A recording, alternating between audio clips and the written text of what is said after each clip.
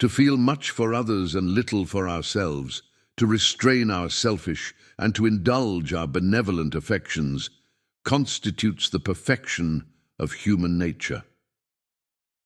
It begins not in the marketplace nor in the halls of power, but in the quiet mind of a man who watched, listened, and asked what truly moves the world. Adam Smith was not merely an economist. He was a moral philosopher, a student of sympathy, of work, of the invisible ties that bind one life to another. He looked upon human nature not with scorn, but with curiosity, and from that gaze he reshaped how the modern world would think about everything, from trade to virtue, from wealth to worth. Long before The Wealth of Nations taught the world about markets, Smith wrote The Theory of Moral Sentiments.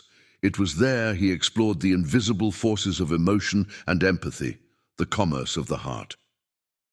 Man naturally desires not only to be loved, but to be lovely. For Smith, morality began in our capacity to imagine the feelings of others, to see ourselves as they might see us. He called this the impartial spectator, that quiet judge within, observing our own actions as though from outside. It was through this inner mirror that Smith saw society not as a contest of greed, but a dance of mutual understanding. Self-interest is the engine of economic progress, but sympathy is the foundation of moral life. In Smith's world, self-interest and sympathy were two sides of the same coin, the motion and the measure of human conduct. To feel for others was not weakness, it was wisdom. To act for oneself was not sin, it was survival. The art of living well, Smith believed, was in knowing how to balance the two. It is not from the benevolence of the butcher, the brewer, or the baker that we expect our dinner, but from their regard to their own interest. In those words, Smith revealed something profound, that the web of exchange, the market itself, is born not from generosity, but from the natural human pursuit of bettering one's own condition.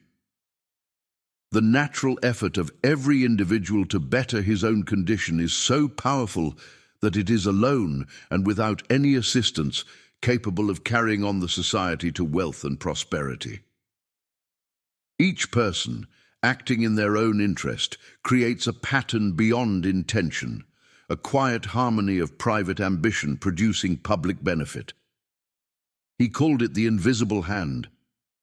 But Smith never worshipped markets. He understood their dangers, their power to enrich, and their power to corrupt.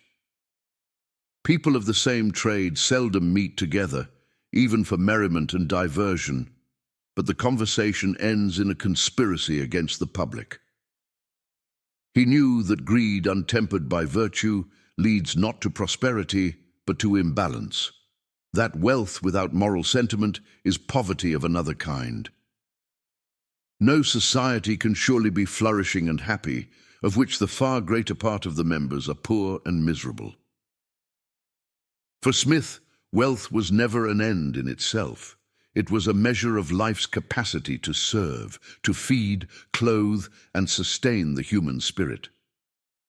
Consumption is the sole end and purpose of all production, and the interest of the producer ought to be attended to only so far as it may be necessary for promoting that of the consumer. He believed that the true test of a nation's success was not in the splendor of its merchants, but in the comfort of its common people. Every man is rich or poor according to the degree in which he can afford to enjoy the necessaries, conveniences, and amusements of human life. In this, Smith was not a prophet of greed, but a defender of dignity, of the laborer, the craftsman, the unseen millions whose hands built civilization. Labor was the first price, the original purchase money that was paid for all things.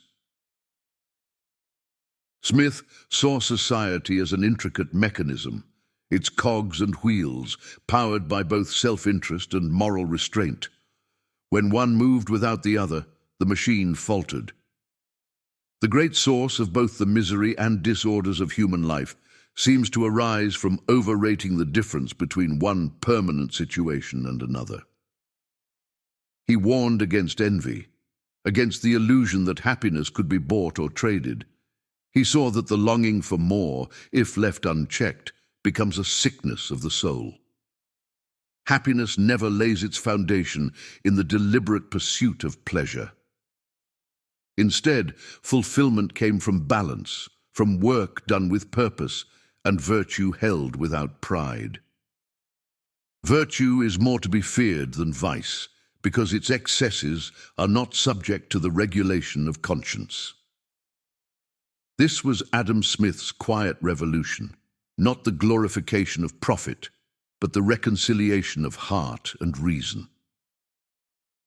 Smith's world was one of emerging nations, trade routes, and industrial beginnings.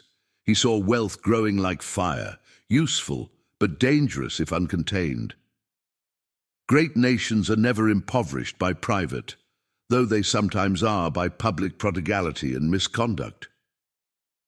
He believed the role of government was not to command, but to protect, to safeguard justice, preserve peace, and allow the individual's natural effort to thrive. The statesman who would attempt to direct private people in what manner they ought to employ their capitals would assume an authority which could safely be trusted to no council or senate whatever. He distrusted those who sought to plan perfection. Human wisdom, however noble, is fallible. The man of system is often so enamored with the supposed beauty of his own ideal plan of government that he cannot suffer the smallest deviation from any part of it. Freedom, he believed, was not chaos. It was the space in which virtue and enterprise could find their natural rhythm. Smith lived simply, teaching, walking the hills of Kirkcaldy, often lost in thought. He spoke softly, often to himself, and cared little for fame. Science is the great antidote to the poison of enthusiasm and superstition. He saw knowledge as service, reason as medicine, and truth as the only lasting wealth. When the wealth of nations changed the world, he retreated from it quietly, as if success were an echo, not a triumph. He left behind not a doctrine, but a dialogue, between economy and empathy, between freedom and fairness. In the end, Adam Smith offered no utopia. He offered a mirror, one that reflected both our ambition and our compassion. He believed that we are creatures of exchange, not only of goods, but of feelings, judgments, and hopes. That progress without virtue becomes vanity, and virtue without freedom becomes tyranny. The beggar, who suns himself by the side of the highway, possesses that security which kings are fighting for. His philosophy was not of wealth alone, but of worth. A reminder that prosperity must always serve humanity, not the other way around. The invisible hand of the market guides individuals, pursuing their own gain, to unintentionally promote the public good. Perhaps that is the lesson still waiting to be learned, that the truest wealth of nations lies not in their treasuries, but in their people, in their fairness, their freedom, and their sympathy. In the quiet of his study, the father of modern economics once wrote, "To feel much for others and little for ourselves constitutes the perfection of human nature." And perhaps that was his greatest discovery, that beneath every market, every trade, every measure of value, there beats the heart of a moral being, seeking not only to be loved, but to be lovely. I'm grateful for the moments shared in discourse. May our paths cross again in the fullness of time.